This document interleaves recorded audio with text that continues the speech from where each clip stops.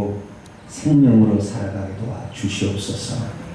악한 영들은 오늘도 사망으로 우리를 치려고 합니다.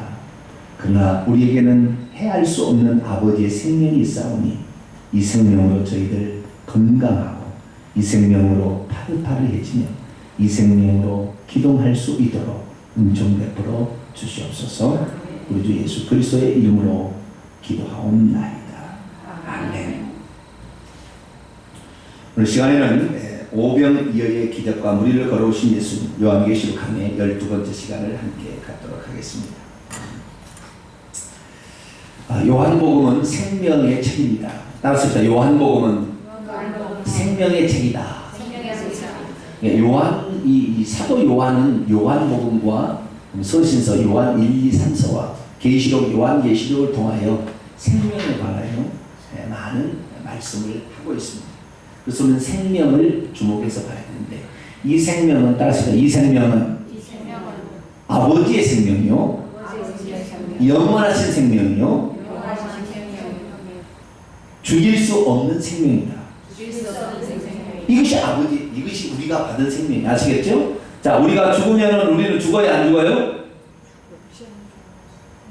우리는 죽어도 죽지 않는다. 아시겠죠? 네, 우리는 죽어도 육체는 죽지만 절대 죽지 않아요. 사람은 두 가지 생명으로 사는 거예요. 하나는 육체의 생명으로 살고 그 다음에 영의 생명으로 사는 거예요. 아시겠죠? 육체의 생명과 영의 생명이 있는데 육체의 생명은 뭐하라고 육체의 생명을 줬느냐? 영의 생명을 받을 수 있는 기회를 육체의 생명이 있을 때만 주는 거예요.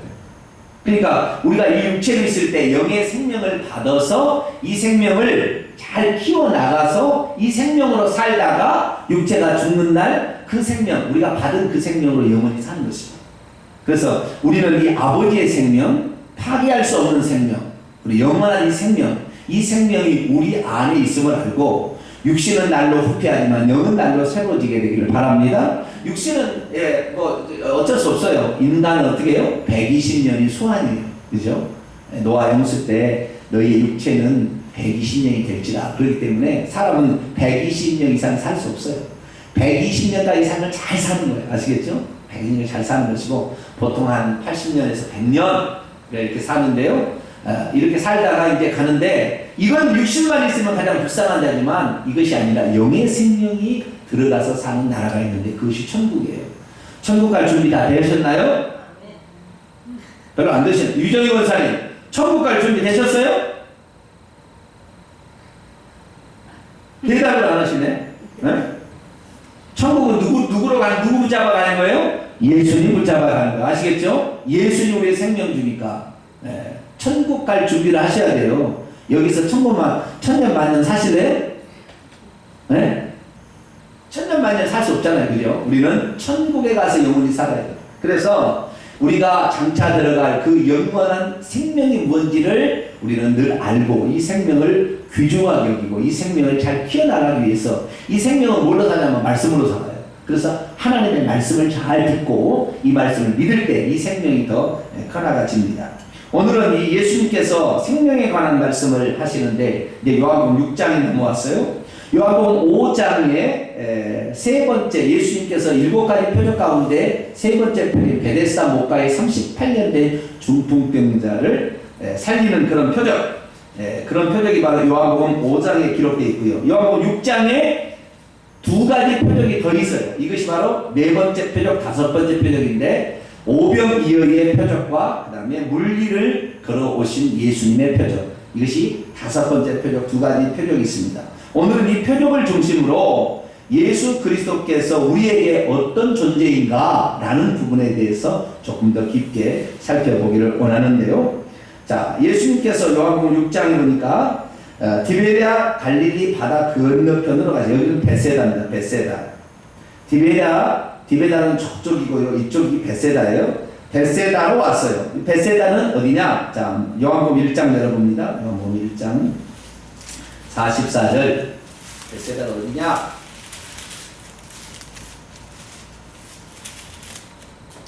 요한복음 1장 44절 있습니다. 시작. 빌립은 안드레와 베드로와 한 동네 베세다 사람이라. 아멘. 예수님의 제자 가운데 3명의 제자가 벳세다 출신이었어요. 고향이 벳세다예요. 그러니까 가버나움은 좀 도시고요. 벳세다는 촌동이에요. 쉽게 말하면. 가버나움은 그래도 어촌 가운데 상당히 발달한 그런 어촌이에요. 가버나움은. 그리고 이 벳세다는 발달하지 않은 정말 촌어촌이에요. 촌어촌인데 그 벳세다 동네에 누가 살고 있었냐면은 베드로와 안드레와 빌립이 거기에서 태어나서 살다가 가버나움에 와서 나중에 베드로는 돈을 벌었던 것 같아요. 그래가지고 가버나움에 와서 집을 짓고 살아요. 그래서 지금도 성주시내를 가면 가버나움에 베드로의 집이 있습니다. 베드로에. 그래서 베드로는 상당히 부자였어요. 그냥 배도 가지고 있고 이랬던 사람이기 때문에 상당히 부자였던 것 같아요. 그래서 이 벳세다 사람인데 이 벳세다라는 말은 벳이라는 말은 집이라는 말이고 세다라는 말은 고기자리라는 말이에요. 그래서 벳세다라는 것은 고기자리의 집이라는 뜻이에요. 그래서 얼마나 고기를 잘 잡으면 고기자리의 집이라는 동네가 붙었어요. 그러니까 벳세다 출신이라 한다면 고기 잡는 데는 뭐예요? 왔다 하는 사람. 아, 고기를 누가 잡냐? 그 집에 가라. 그 동네 가라. 할 정도로 고기자리를 잘하는 거예요. 그런데 여기에서 이 빌립이라는 사람이 나오는데요. 빌립. 나다나엘을 전도했죠. 그 빌립이라는 사람이 나오는데 오늘 빌립이라는 인물에 우리는 주목해 봐야 돼요. 빌립이라는 말은 히브리인들이 쓰던 말이 아닙니다. 빌립이라는 말은 당시 로마 사람들이 쓰는 말이에요. 그러니까 당시에 도시에 물을 먹고 이름을 좀 세련되게 지은 이름이에요. 빌립은. 안드레와 베드로는 이건 그런 거 아닌데 빌립이라는 이름은 아주 세련된 이름이에요. 헬라 물을 당시에 그 헬라 그리스 제국에 이런 물을 많이 먹었어요. 그래가지고 공부를 많이 했던 사람이고 상당히 유식하고 똑똑한 사람이라고 보시면 돼요. 그러니까 벳세다 거기에는 고기를 많이 잡는 동네. 그리고 거기에서는 거기 출신이다 그러면 고기 잘 잡는 사람 이렇게 알려졌는데 그 동네에서 미리 유학을 보내가지고 공부를 많이 해가지고 그 동네에 옛날에 우리 그 면회 가면은 그 대학 나온 사람이 한 명이나 두 명이나 있을 때 있죠. 그 집 똑똑한 집, 그 집 아들, 그 빌립 이랬단 말이에요. 아시겠죠? 빌립은 상당히 머리가 똑똑한 사람이었다. 서양물을 먹고 이 이름도 그런 헬라식의 이름을 지었으니까 상당히 똑똑하다. 그런 관심을 가지고 나가는데 그 벳세다로 예수님이 가셨어요. 그랬더니 6장 2절에 큰 무리가 따랐습니다. 큰 무리가 따라오는 것은 병자들에게 행하신 표적 이런 것을 보았기 때문에 병든 자를 낫게는 이런 표적을 보았기 때문에 따라다녔어요. 그때 예수님께서 산에 오르시고 제자들도 그 앞에 나왔는데 마침 유월절이 가까웠습니다. 유월절은 이스라엘의 3대 명절 가운데 하나였고 이 유월절 때 사람들은 유월절 식사를 했죠. 그렇죠? 유월절 절기를 지켰습니다. 쓴나물을 무교병 어린 양을 잡고 쓴나물 무교병에다 그걸 먹고 그 다음에 이스라엘 백성이 애굽에서 나온 그 날을 기념을 했죠. 그 유월절이 가까운 때에 예수님께서 자기에게 이렇게 나오는 것을 봤어요. 그런데 이 마태, 마가, 누가, 요한복음을 보게 되면 이 오병이어의 기적은 그러니까 마태, 마가, 누가, 요한복음에 수백 가지의 기적이 나오는데 그 기적 가운데 오직 단 하나만 동시에 다 나와요. 그게 뭐예요? 오병이어의 기적만 마태복음, 마가복음, 누가복음, 요한복음 4개가 다 나옵니다. 4개 다 나오는데 이 오병이어의 기적 가운데 가장 자세히 나오는 복음서는 어디일까요? 1번 마태복음, 2번 마가복음, 3번 누가복음, 4번 요한복음. 자, 몇 번일까요?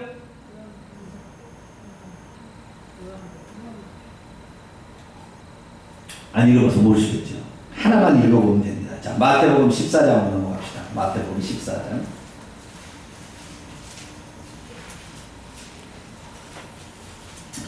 마태복음 14장 13절부터 봅니다. 마태, 마가, 누가복음은 거의 유사합니다. 똑같고요. 요한복음이 틀리게 기록되어 있어요. 근데 마태, 마가, 누가복음을 보면 예수께서 들으시고 배를 타러 떠나서 따로 빈들에 가시니 무리가 듣고 여러 고을을 걸어서 따라온지라. 예수께서 나와서 큰 물을 보시고 불쌍히 여기서 그들 중에 병자를 고쳐주셨죠. 저녁이 되었어요. 언제가 되었어요? 저녁이 되었어요. 제자들이 나와서 묻습니다. 이곳은 빈들여 때도 이미 저물었으니 무리를 보내 마을에 들어가 먹을 것을 먹게 하는 것이 어떨까요? 예수께서 말합니다. 갈 것 없다. 너희가 먹을 것을 주어라. 그랬더니 제자들이 이래 여기 우리에게 있는 것은 떡 5개와 물고기 2마리 뿐입니다. 이때 그것을 내게로 가져오라. 무리를 명하여 잔디에 앉히고 떡 5개와 물고기 2마리를 가지고 하늘을 우러러 감사 기도하시고 떡을 떼어 제자들에게 주시며 제자들이 무리에게 주니 다 배불리 먹고 남은 조각을 12바구니에 차게 거두었으며 먹은 사람은 여자와 어린아이에 5,000명이나 되었더라. 이렇게 기록되어 이게 마태, 마가, 누가복음에 공이 동일하게 이렇게 기록되어 있어요. 근데 요한복음은 그 떡 5개와 물고기 2마리가 누구로부터 나왔는지가 기록되어 있죠. 그죠? 아까 읽었어요? 안 읽었어요? 누구로부터 나왔어요? 한 어린 아이로부터 나왔다 라는 말이 기록되어 있고요. 예수님께서 이 어린 아이로부터 이 떡이 나오게 된 그 배경을 2명의 제자를 등장시켜서 구체적으로 기록하고 있는 것이 요한복음이에요. 그래서 우리는 요한복음을 통하여 하나님께서 기적을 일으키실 때에 어떤 요소가 필요한 것인가를 여기서 우리는 캐치할 수 있어야 돼요. 오늘날의 내 삶에 기적을 한 번도 체험한 적이 없다. 그러면 여기에서 오늘 그 비결을 찾고 기적을 체험할 수 있게 되길 축원합니다. 예, 여기에 그 비결이 있어요. 자, 다시 요한복음 넘어옵니다.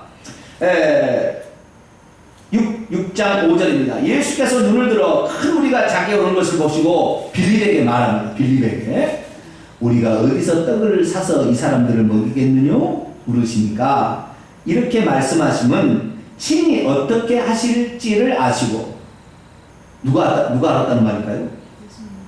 예수님이 지금 이 상황에서 어떻게 해야 된다는 걸 예수님은 다 알고 있었어요. 아시겠죠? 다 알고 있는 상황에서 빌립을 실험하고자 빌립이 이 상황에서 어떻게 나오는가를 보자 라고 주님께서 말씀을 하셨다는 거예요. 여러분 우리의 오늘 삶에도요 하나님께서요 우리에게 뭔가 당신 우리에게 복을 주시려 하는데 우리가 복을 받을 만한 준비가 되어 있는지 안 되는지 한 번씩 이렇게 건드려 봐요. 우리는 골탕 먹이는 게 아니고요. 우리가 준비가 되어 있느냐, 그릇이 되어 있느냐를 하나님이 살피신다는 거예요. 그런데 그걸 통하여 우리에게 잘못된 것은 깨닫게 해주셔서 복을 주시기 위함이지 그거 갖고 책망하려고 그런 건 아니에요. 그러니까 여기에서 우리가 예수님께서 왜 이런 의도로 말씀하시는가를 알아야 돼요. 왜? 우리가 지금 믿음의 분량이 차야 되는데요. 성경은 믿음이 작은 자도 있고 믿음이 큰 자도 있죠. 믿음이 적은 자들아 그러잖아요. 그래서 성경에 그런 말이 많이 나와요. 믿음이 적은 자들아 이런 얘기가 가끔씩 나와요. 그런데 이 믿음이 작다라는 것은 믿음이 크다는 것도 있는데 예수님께서 말씀을 하실 때는 그 말씀을 통하여 우리를 골탕 먹이기 위함일까요? 아니면 우리에게 복 주시기 위함일까요? 복 주시기 위함이 있어요. 그러니까 우리가 그때 믿음으로 반응해야 돼요. 따라서 합시다. 믿음으로 반응하자. 믿음으로 반응해야 돼. 근데 빌립한테 시험하자 어떻게 이 쌀을 먹였으면 좋겠느냐 그랬더니 빌립이 실제로 뭐라고 대답했어요? 각 사람으로 조금씩 받게 할지라도 200데나리온의 떡이 부족하리이다. 이 조금씩이란 말은 작은 것을 조금씩만 이렇게 요기할 정도로 많이 먹을 수가 없고 근데 결국에는 다 배부른 그죠? 12절에 보니까 다 배부르고 나서도 12광주가 남았다고 그랬죠. 그러니까 이걸 말고 이렇게 해가지고는 이렇게 하려면 200데나리온은 택도 없어요. 아시겠죠? 이 택도 없고 이게 단지 배고픈 허기만 약간 모면할 정도의 음식을 사 먹이려고 한다 할지라도 얼마가 필요하다? 200데나리온. 이 친구는 국어, 영어, 수학, 사회, 자연 어느 것을 잘했을까요? 공부를? 네? 수학을 잘해서 벌써 사람들을 몇 명이 모이는지가 벌써 눈에 들어온 거 아니에요. 자, 200데나리온어치 돈이 부족하다라는 것은 한 데나리온이요 노동자의 하루 품삯이에요. 그럼 노동자가 200일을 열심히 벌어서 그러니까 200일을 벌게 되면 얼마나 되겠어요? 그죠? 한 2천만 원어치는 될 거예요. 하루에 5만 원씩 벌었다면 2, 50. 예, 1,000만 원어치, 1,000만 원. 한 1,000만 원어치 돈을 사야만이 이걸 먹을 수 있겠다는 거잖아요. 그러니까 벌써 무리들이 얼마나 되는지, 그 다음에 이 무리를 먹이기 위해서는 떡값이 얼마나 되는지 벌써 머리가 회전이 잘 돌아가고 있어요. 아시겠죠? 자, 계산을 할 필요가 있을까요? 없을까요? 있긴 있겠죠. 계산도 무턱대고 할 수는 없죠. 근데 이 친구는 계산력을 아주 빨랐어요. 근데 계산으로서 다 통밥으로 굴려보니까 이 사람들은 머리가 똑똑했다 했잖아요. 공부를 좀 많이 했다니까 이 친구는. 그때는 벌써 계산이 딱 나왔어요.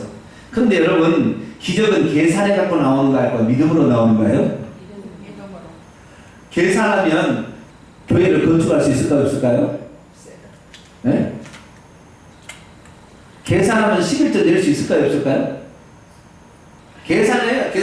내가 올해 이번 달에 들어갈 돈을 계산을 다 해보면 하나님 앞에 못 드린다니까요. 계산해갖고 안 나와. 계산해가지고는. 계산해서는 뭐가 안 나오더라. 항상 그래요. 모든 일, 주의 일은 계산해서 나오는 것이 아니라, 알았어요. 계산하지 말고 주님의 의도를 보자. 주님께서 이게 뭐 하려고 우리에게 이런 말씀을 하셨느냐를 의도를 살펴서 빨리 파악해서 믿음으로 반응을 해야 돼. 그래야만이 기적을 체험하지, 계산해가지고는 백날 천날 해봤자 안 나와. 답이 안 나오게 돼 있어요. 200데나리온도 없을 뿐더러 200데나리온치 떡이 어디서 천만원치 어디서 사오겠어요 그 밤에. 그렇잖아요. 계산은 안 나오는 거예요. 근데 지금 계산이 밝았어요. 계산은 좋은 점도 있긴 있어요. 미리 예측할 수 있다는 좋은 점도 있지만, 이 친구의 이 말은 200데나리온의 떡도 부족할 것 같습니다 라고 하는 것은 우리가 먹일 수 있다는 말이 없다는 말이에요. 우리는 불가능합니다 뭐 이런 말이 아시겠죠? 정중하게 유식하게 말하는 거예요. 아시겠죠? 200데나리온 떡을 가져온다 한들 이들을 먹일 수가 있겠습니까? 주님, 그냥 내버려 두셔야죠. 이런 말을 했다는 거예요. 그런데 8절에 제자 중 하나 곧 시몬 베드로의 형제 안드레가 예수께, 자 여기에 누가 나와요? 안드레. 한 동네 사람이요. 빌립과 안드레, 베드로는 한 동네 사람인데, 한 동네 사람으로 살았는데 서양물을 먹고 온 빌립은 계산만 밟았는데 고기잡이로 평생 살았고 형에 묻혀서 아무것도 아닌 것 같은 안드레는 어떻게 했느냐? 안드레는 말하기를 9절, 여기에 한 아이가 있어 보리떡 5개와 물고기 2마리를 가지고 있나이다. 그러나 그것이 이 많은 사람에게 얼마나 되겠습니까? 라고 얘기를 했다는 거예요. 그러면 자 보세요. 빌립은 계산을 먼저 했어요. 안드레는 뭐 했다는 거예요? 어린아이를, 이것이 어린아이가 스스로 나왔겠어요? 어린아이를 찾아냈겠어요? 네? 찾아냈겠죠. 어린아이를 찾아냈을 거예요. 그 안드레는 무슨 생각으로 이것을 했을까를 생각해 보셔야 돼요. 자, 여기에 있는 사람들을, 많은 사람들, 여기 보니까 남자만 5,000명 모였으니까 2만 명 정도 돼요. 여자나 어린아이를 다 포함하면 2만 명 정도 되는 어린 사람들인데, 이들을 어떻게 먹일까라고 했을 때, 떡이 200달러 어치를 사와도 입가심 정도, 그냥 요기 정도밖에 안 됩니다. 이렇게 계산하고 있을 때, 안드레는 뭐 했어요? 아이를 찾은 건 아니겠지만 찾아다녔다는 그러니까 이 안드레의 생각은 뭐가 있었냐면요, 주님이 이 말을 하실 때는 뭔가 의도가 있을 것이고 반드시 여기에는 뭔가 돌파구가 있기 때문에 주님이 얘기하신 거예요. 여러분에게요 어떤 시험거리나 여러분에게 어떤 어려움이 찾아올 때요, 그것은 여러분이 극복할 수 있기 때문에 주님께서 말씀하신 거라고요. 그런데 그것을 계산만 하고 있으면 절대 답이 안 나와. 그런데 그렇게 문제가 던져질 때 우리가 그 의도를 주님이 알고 이때 어떻게 우리가 반응하는 것인가에 따라서 주님은 우리에게 복을 주시기도 하고 안 주시기도 해요. 안드레는 뭐 했느냐? 주님께서 이렇게 말씀하신 것은 궁리라고 하는 것은 아닐 거 아니에요. 그죠? 이렇게, 야, 너희들이 먹을 거 없는데 어떻게 할까? 우리가 어떻게 해볼까? 이들을 너희들이 먹였으면 좋겠다. 이런 것은 주님께서 그 제자들이 먹일 수 있겠다는 사실을 얘기할 때는 벌써 먹일 수 있는 계산이 있으니까 그렇게 얘기하겠죠. 계산도 안 되는데 주랭랑 치려고 그 얘기 하는 건 아니잖아요. 그러니까 안드레를 생각하고 내가 할 수 있는 것이 무엇인가? 여기서 내가 할 수 있는 게 뭔가? 근데 자기에게도 먹을 것이 없어요. 그런데 이 안드레는 그 사이에 들어가서 한 아이를 발견했는데, 한 아이가 보리떡 5개와 물고기 2마리, 이것은 식사라고 그래요. 식사. 그러니까 도시락 정도 보여줍니다. 한 끼 어린 아이의 식사입니다. 어른의 식사 아니에요. 어른의 식사. 여기에 물고기 나오는데요. 물고기는 원문에 보면은요, 옵살리아를 가지고요 작은 물고기를 말하는 거예요. 입두스라는 큰 물고기를 낳는데 옵살리아에서 작은 물고기를 가르쳐요. 그러니까 이 어린아이가 먹을 수 있도록 엄마가 보리떡 조그만한 5개에다가 조그만한 이 물고기 두 마리를 구워가지고 싸는 거예요 이게. 아시겠죠? 그래서 그 도시락을 가지고 온 거예요. 근데 당시에 옛날로 우리가 그랬습니다 말이에요. 옛날에 우리가 부흥집회 교회에서 하면은 그 교회가 멀리 하나씩 있었다고요. 그러니까 부흥집회 하면 어떻게 했어요? 쌀 가지고 반찬 가지고 가가지고 그 부흥집회하는 교회 옆에서 밥을 해먹고 부흥집회에 참석했어요. 그렇게 안 했나요? 이현수 권사님 그렇게 해보셨나요? 그렇게는 안 해보셨나요? 안 해봤어요. 아 그렇게는 안 해보셨구나. 그렇게 했답니다 초창기에는. 왜냐하면 교회가 서양 선교사가 어쩌다 하나씩 교회를 세워놨는데 그 교회를 부흥회를 한다 그러면 너무 멀리 있잖아요. 그냥 왔다 갔다 못하니까 아예 짐을 싸가지고 가가지고 쌀도 싸가지고 김치도 가지고 와서 밥을 해먹고 거기서 이렇게 살듯이 마찬가지로 예수님이 언제 나타날지 모르니까 있으면 이든다는 소문만 들으면 병도 고침을 받아야 되겠고 또 그분이 하신 말씀도 드려야 되는데 그래서 도시락을 싸가지고 가는데 이 어린아이는 먹었는지 안 먹었는지 점심 도시락인지 모르겠지만 저녁 식사가 됐는데도 그 도시락을 가지고 있었어요. 그래서 그 어린아이의 도시락을 갖다가 누구의 손에 들려줘요? 주님의 손에 들려줘요. 많은 사람들이 두 종류의 사람이 있습니다. 첫째, 부정적인 사람과 그 다음에 하나님 일할이 되는 사람. 둘 중에 한 사람이었어요. 모든 일에 하나님께서는 성전을 짓는다 하는데 안산에 있는 그 고은 목사님 교회 안산 제2교회 가면은요 그때 처음에 성전이냐 어떤 할머니가 자기의 이렇게 비녀 뭐 이런 거 빼가지고 목사님 나는 가진 것이 없어요. 그러니까 나 이거 냅니다 하고 냈다는 거예요. 그 돈 몇 푼 되겠어요? 10,000원도 안 되겠지요. 그러나 그분이 그렇게 내면서 목사님 내 생전에 성전 짓는 것을 저 보기 원합니다. 이게 아무것도 아니지만 벽돌 한 장은 살 수 있을 거니까 벽돌 한 장 값을 드립니다. 냈다는 거예요. 그 할머니가 그래 가지고 그 어마어마한 성전을 지었어요.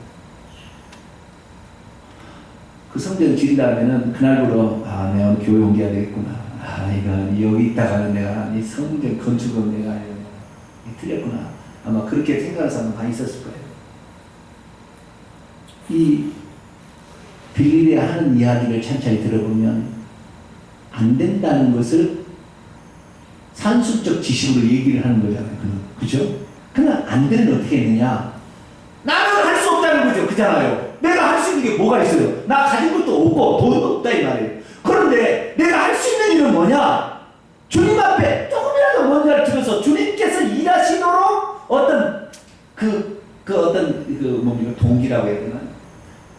뭐 하나를 갖다가 주는 거잖아요. 그죠? 주님께서 나는 아무것도 아니고 나는 할 수 없지만 주님께서 일하실 수 있도록 어떤 근거를 마련해 드는 일을 안드레가 했다는 거예요.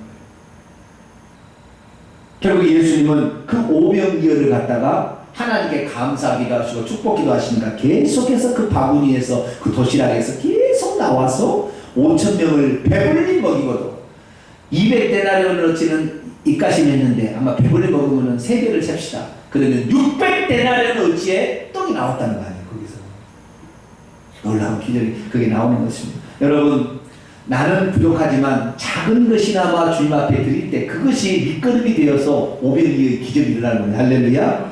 우리는 아무것도 아니지만 내가 조그만 기도를 시작함으로 그 기도가 활화산이 되어서 타오르는 거예요. 다음 주에 특별 새벽 집회 하는데 나 같은 것이 나가서 기도해서 뭔 소리냐? 아니에요. 여러분의 작은 불꽃 하나가 모여서 있을 때 주님께서 성령의 바람 기름을 부어버리면 확 타버리는 할렐루야. 그렇게 해서 기적이 나타나는 것이지 처음부터 다른 밥에 가서 먹으라는 것은 아니에요. 오늘 우리는 빌립이 아니라 안드레가 되기를 축원합니다. 빌립이 아니라 안드레가 되야 돼요.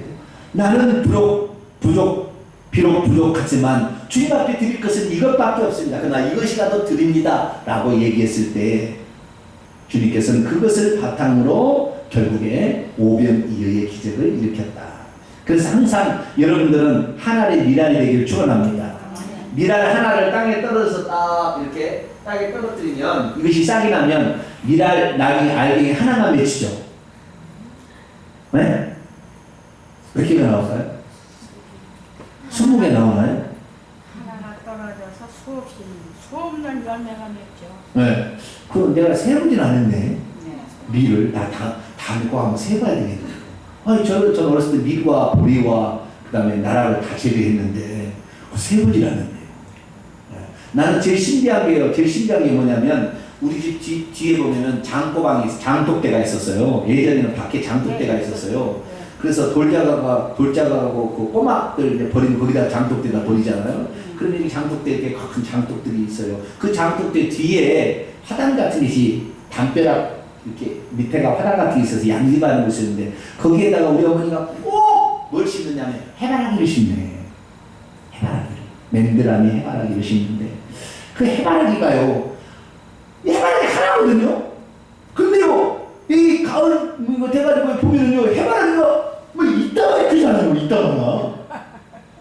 거기 해바라기 씨가요, 막 들었어요. 해바라기 하나만 따면 뭐 이거 엄청 먹어요. 야, 해바라기가 하나씩가 이렇게 많이 열매를 맺히는구나. 여러분들이 이 교회 와서 별것 아닌가 하지만 여러분의 자리 하나를 채워줄 때 힘이 된다니까. 할렐루야. 아니, 저희 교회를 제가 시작했는데요, 교회를 하는데요, 몇 사람이요, 우리 교회와, 그러니까 제가 여기 토스코 321동 103호에서 교회를 한다고 말하는데, 성전이, 요번에 지금 건물이 안 지어졌어요, 상가가. 근데 제가 교회 한다고 왔거든요. 교회 이렇게 없어가지고 제가 집에서 교회를 다 한다고 현수막을 다 붙여놨는데요. 어떤 사람이 빼꼼 이렇게 넘어더만 그게 그냥 가버리더라고. 왜요? 아무도 없으니까 무서워서 도망가 버렸어요. 네? 네? 그러니까 제가요, 전화했단 말이에요. 형님, 저희 형님이 남서울 중앙교회 다니는 형님, 형님은 교회에 많이 나오니까. 그런데 난 지금 교회를 개척했는데, 아니, 사람이 이렇게 들어오더니 막 무서워서 도망을 가버리니까 우리가 예배를 드릴 수가 없으니 형님 와서 앉아만 주시오. 그래서 형님 오라고 그랬어요. 동생이 또 둘이나 있어요. 부천에 하나 있고 성남에 있어서. 동생, 이번에 내가 예배를 드리는데 사람이 없어가지고 와서 안 앉는다. 그러니까 앉아만 있어, 앉아만. 내가 뭐 흥분하는 것도 않고 내가 아무것도 내가 책도 안 할 테니까 그냥 앉아만 있어. 그래서 와가지고 진짜 앉아 있었더니요, 사람들이 꾸역꾸역 오더라니까요. 그래도 40년 예배 드렸다니까요. 할렐루야. 그 조그만 방에서 30평 그 방에서 그런 예배를 드렸어요. 그러니까요, 작은 거지만 그 작은 것이 모여서 결국에 큰 불을 이루는 겁니다. 할렐루야. 여러분의 작은 기도 하나가 모여서 큰 기도를 이루고 기적을 창출하는 거예요. 그래서 우리는 나 하나 개인은 너무나 부족해요. 부족하지만 우리가 함께 모여서 교회를 이루고 또 기적을 이루어가는 복된 성도가 되기를 축원합니다. 주님께서 우리에게 주시고자 하는 것은 맛배기 그냥 입가심일까요? 아니면 풍성일까요? 풍성이. 나는 이걸 보고 입가심만 해도 될 텐데, 풍성이요. 보니까 보세요. 떡을 가지사 감사하기도 앉은 자에게 나눠주신데 11절 물고기도 다 그렇게 원대로 주셨어요. 아이고, 물고기도 원대로 주셨대. 먹을 만큼이야. 마음껏 먹으라고 줬대. 그랬더니 그들이 배부른 후에 예수께서 제자들에게 남은 조각을 거두고 버리는 것이 없게 하라. 여러분, 주님이 주시는 것은 버릴 것이 없어요. 할렐루야. 버릴 것이 없는데 그 버릴 것이 없는 것을 거두었더니 13절에 몇 개나 되었어요? 12바구니. 네, 보리떡 5개로 먹고 남은 조각이 12바구니에 거뒀더라. 12바구니. 나는 12바구니에 필이 꽂혔어요. 왜 필이 꽂혔느냐? 왜 12바구니일까요? 13바구니가 아니고? 제자들이 12명이었어요. 그러니까 이 12바구니에 거뒀다는 것은 뭐예요? 이스라엘의 지파는 원래 몇 지파예요? 12지파예요. 그래서 예수님도 12명의 제자를 뽑았어요. 그런데 여기에 모여있는 모든 사람들이 이스라엘을 대표하는 사람들이잖아요. 그 이스라엘 사람들이 먹고도 충분히 남을 분량만큼 남았다는 것이고, 뿐만 아니라 12바구니를 거뒀다는 것은 버릴 것이 없도록 하라는 주의 말씀에 제자들이 다 가서 거둬왔다는 거잖아요. 그렇지 않습니까? 그죠? 한 사람도 예의 없이 그게 12바구니가 된 거죠. 그래서 야 그렇구나. 우리가 함께 일하게 되면 그 시너지 효과는 엄청나게 되는구나. 나만 혼자 한다면은 어렵지만 그러나 함께 일할 때 우리는 더 힘을 낸다. 할렐루야. 그래서 특별 새벽 집회까지 함께 모일 때 뭐 해야 돼요? 아 나는 조금 힘들어서 나는 안 가. 힘 없어요. 그러면 함께 모일 때 힘이 있는 거야. 아시겠죠? 그래서 그 풍성함이 그들을 먹이고도 나무의 풍성함이 거기 있는 거예요. 그런데 나 빠진다 너 빠진다 해버리면 나중에요? 없는 거예요. 부족한 거예요. 그래서 우리가 한번 무슨 일을 하게 될 때는 함께 모일 때 연합해서 이렇게 할 수 있기를 축원합니다. 12바구니 가득 찼어요. 그렇게 사람들이 14절 예수께서 행하시는 그 표적을 보고 말하기를 참으로 이분이 세상에 오실 그 선지자. 다시 말해서 신명기 18장 15절에 모세가 보내주겠다고 약속한 그 메시아이겠다라고 사람들이 얘기를 했습니다. 그렇지만 15절에 예수님께서 그들이 메시아인 줄 알고 예수님을 메시아로 알고 임금으로 삼으려고 하는 줄 알고 주님께서는 떠나가세요. 왜? 아직 때가 안 됐거든요. 아직 때가 안 됐기 때문에 떠나갔습니다. 그래서 저물매 제자들이 바다로 내려갔습니다. 이게 두 번째 사건입니다.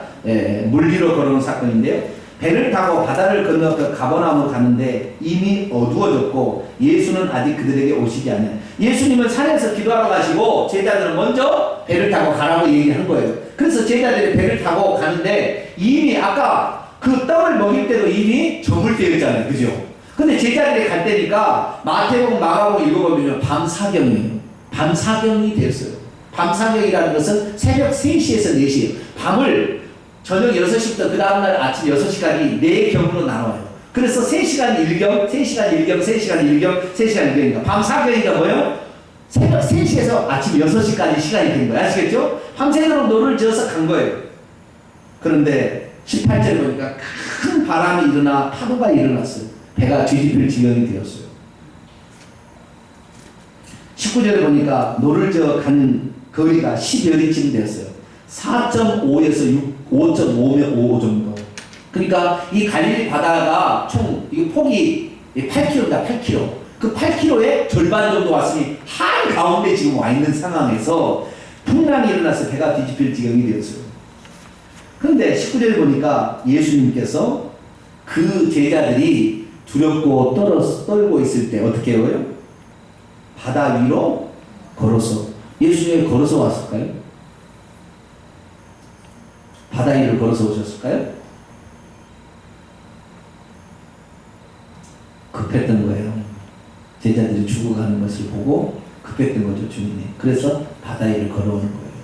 자, 예수님이 바다 위를 걸었고 마태복음 읽어보면 14장 읽어보면은 베드로도 주님인 줄 알고 유령이다 막 그러니까 아니야 그 어떤 사람이 주님이다 그러니까 주님이거든 나를 명하여 오라 걸어오라 해서 베드로도 걸었잖아요. 그래서 베드로도 물 위를 걸어갔어요. 그래가지고요 오늘 우리도 마찬가지예요. 우리도 예수님을 믿으면 물 위를 걸어갈 수 있습니다. 자 같이 걸어갑시다. 그리고 물 위에 탁 들어가면은 퐁당 빠질까요? 아니면 물 위를 걸어갈까요? 응? 자 믿음이 있으니까 우리 기도하고 하면 우리도 물 위를 걸어갈 수 있습니다. 자 물 위를 걸어갑시다 라고 걸어가면 물 위를 걸어가질까요? 아니면 퐁당 빠질까요? 왜 퐁당 빠지는 거예요? 네? 믿음이 약해서 퐁당 빠지는 거예요? 믿음이 약해서 퐁당 빠지는 것이 아니고 성경 말씀은 맞기는 맞지만 주님을 시험하지 말라예요. 아시겠죠? 하나님께서 그 상황에서 그 제자들을 살려내야 돼. 지금 풍랑이 곧 죽을 것 같아. 그러니까 주님께서는 살리기 위해서 주님께서는 지금 필요해서 지금 가는 것이니 우리가 주님이 살아계신지 안 계신지 시험하자는 식으로 해보면 안 되는 거예요. 아시겠죠? 그게 아니고 어쩔 수 없는 그런 상황, 어쩔 수 없는 그런 상황에서는 모세처럼 홍해를 갈라서 건너가게 하든지 아니면 물 위로 건너가게 하든지 둘 중에 하나는 하시는 거예요. 아시겠죠? 그러나 하나님께서 그 상황에 맞춰서 해주시는 거예요. 아시겠죠? 그러니까 이 예수님께서는 이 제자들이 그렇게 위급하고 다급한 상황에 있을 때에 주님께서 오셨어요. 자, 그러면 주님께서 기도하시면서도 이 제자들의 상황을 아셨다, 모르셨다? 아신 거죠. 여러분, 우리가요, 우리 인생이 위급하고 어렵다는 것을 주님이 아실까요, 모를까요? 우리 인생이 어렵고 힘들다는 것을 하나님이 아실까요, 모를까요? 아시죠? 아시는 거예요. 아시는 거예요. 근데 언제 오시느냐? 가장 힘든 시기 그 시기예요. 바다의 한가운데 가장 풍랑이 많이 일 때 그때 오세요. 그런데 그때 왜 오셨을까? 저는 이렇게 추측합니다. 처음에는 자기들끼리 해보려고 했을 거예요. 안 되니까 뭐요? 주님 없이는 안 되겠다. 결국. 그래서 아마 이 배 한가운데 가서는 저는 보지는 않았어요. 근데 틀림없이 저는 이러시라고 봅니다. 처음에는 자기들 힘대로 배를 놓고 가다가 뭐 돛대를 내리고 뭐 하다가 배 하다가 안 되니까 주님 없이는 안 된다. 우리 모두 함께 기도하자. 그래가지고 12명의 제자들이 거기서 무릎 꿇고 통성으로 기도할 때 주님 오셨을까봐 저는 그렇게 생각합니다. 저 개인적인 생각이에요. 그 성경에 나와 있진 않아요. 근데 왜 그러느냐? 주님은 기도에 응답하시기 때문에. 할렐루야. 그래서 우리의 인생에 어려울 때 주님께서 모르는 것이 아니고요. 다 알고 있어요. 저 급하시면 우리를 걸어서라도 오셔서 우리를 건지신다는 거예요. 그런데 우리는요, 끝까지 뭐예요? 하나님 안 오시네. 그리고 원망 불평을 끝내버리는 거예요. 그러니까 우리가 복을 받을 그 직전까지 갔는데 한 모금만 더 마시면 주님이 오시는데 그 길을 참지를 못하고 거기서 그냥 다 흘러버려요. 그런 일들을 많이 하고 있어요. 우리는요, 따라서 죽으면 죽으리이다. 네. 나 여기서 죽으면 죽다도 주님 찾다가 죽겠습니다 하고 죽어버렸어요. 그런 마음으로 살아야 돼요. 그래야만이 주님이 역사하는데 여기까지 찾았는데 주님이 안 오셔! 이럴 수가 있어! 그래서 그동안의 공든탑을 다 허물어버리는 거예요. 그러지 말고 우리는 끝까지 주님이 오실 줄 믿고 주님은 아시고 있었다는, 할렐루야. 주님 다 보고 있었어요. 그래서 제자들을 기도를 마치고 나온 상황에서 배를 놓아져 가기에는 너무 멀리 가 있기 때문에 주님은 달려서 제자들을 건지러 오셨다는 거죠. 그렇기 때문에 우리는 그 사실을 알고 우리의 인생에 어렵고 힘든 일이 찾아오도 반드시 주님은 우리의 상황을 보고 계십니다. 그리고 반드시 우리를 구해 주신다 라는 사실을 알고 살아가기 바랍니다. 한 가지만 더 하겠습니다. 자, 그러면 이 제자들이 이 배를 놓아져 갈 때 왜 풍랑이 일어났을까요? 바람이 불어서 풍랑이 일어났죠. 네? 바람이 왜 일어났을까요?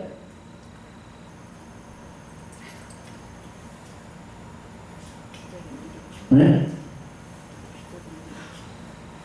따라서 일단 주님이 없어서다. 시작. 주님이 없어서요. 주님이 그 자리에 없으니까 풍랑이 일어나.